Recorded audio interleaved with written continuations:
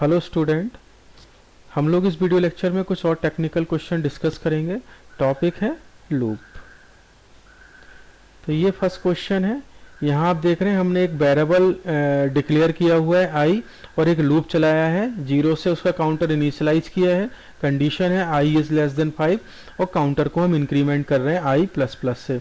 और लास्ट में आप देख रहे हैं सेमीकोलन यहाँ पे लगा हुआ है।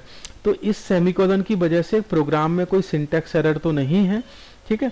लेकिन अब ये जो हमारा लूप है ये यहीं पे एंड हो गया है, यानी कि लूप की कोई बॉडी इस केस में कंसीडर नहीं की जाएगी, यानी कि जो नीचे के जो स्टेटमेंट हैं ये इस लूप के पार्ट नहीं है, ठीक है। तो इस तरह के लूप देखिए कैसे वर्क करते हैं। सबसे पहले काउंटर को इनिशियलाइज होगा ये, फिर ये क्या करेगा, कंडीशन को चेक करेगा। कंडीशन ट्रू होगी स्टार्टिंग में, क्योंकि आई की वैल्यू 0 है, 0 इज लेस देन 5। कंडीशन क्या हो गई, ये ट्रू हो गई। अब इसके बाद इसको लूप की बॉडी को प्रोसेस करना चाहिए, लेकिन इस केस में ड्यू टू दिस सेमीकोलन इसकी कोई भी बॉडी नहीं है, इसकी बॉडी, इसका कोई भी स्टेटमेंट इसके साथ एसोसिएट नहीं है, तो ये कोई भी स्टेटमेंट प्रोसेस नहीं करेगा।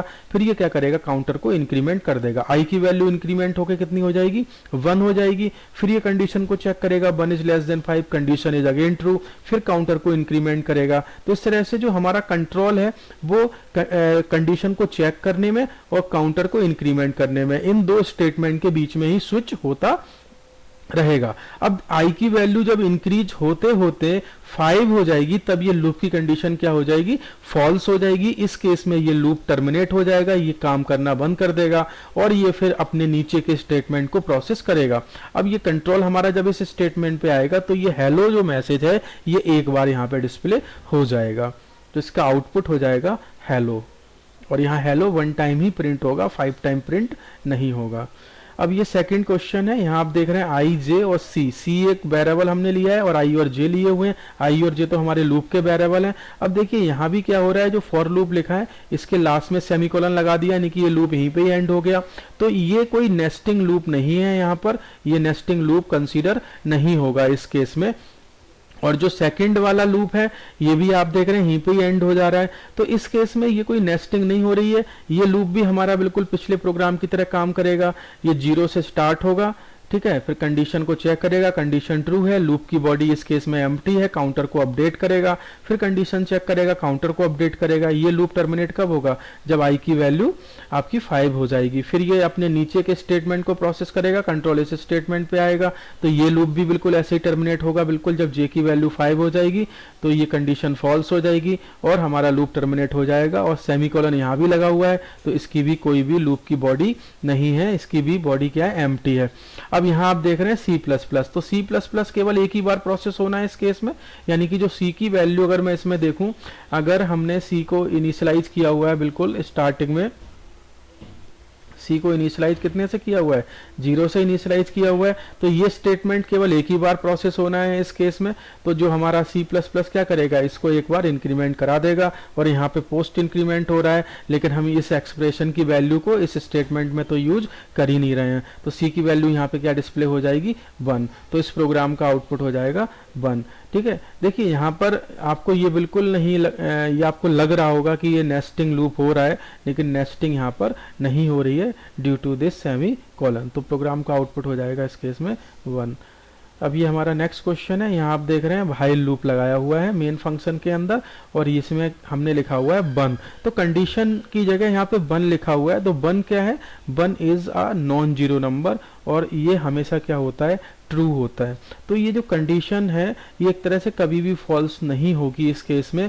और यहाँ पे देख रहे हैं आप सेमीकोलन भी लगा हुआ है, यानी कि लूप यहीं पे ही एंड हो जा रहा है, यानी कि इस लूप से हमारा कंट्रोल बाहर निकल ही नहीं पाएगा। ये इसी कंडीशन को इनफाइनाइट टाइम तक क्या करता रहेगा, चेक करता रहेगा। तो इस केस में ये जो आप नीचे का स्टेटमेंट देख रहे हैं यहाँ पे कंट्रोल कभी भी जाएगा ही नहीं, तो इसमें कोई भी मैसेज प्रिंट नहीं होगा इस केस में। और इसका रीजन ये सेमीकोलन है, बिकॉज सेमीकोलन की वजह से ये लूप यहीं पे ही एंड हो गया है। और ये लूप कभी, इस लूप की जो कंडीशन है वो कभी भी फॉल्स नहीं होगी। जब फॉल्स ही नहीं होगी कभी भी इनफाइनाइट टाइम के बाद भी, ये इनफाइनाइट टाइम तक ये ट्रू ही बनी रहेगी, तो इस केस में ये मैसेज हमारा एक बार भी प्रिंट नहीं होगा। तो इसका आउटपुट होगा ब्लैंक स्क्रीन आएगी, इनफाइनाइट लूप हमारा चलेगा इसमें।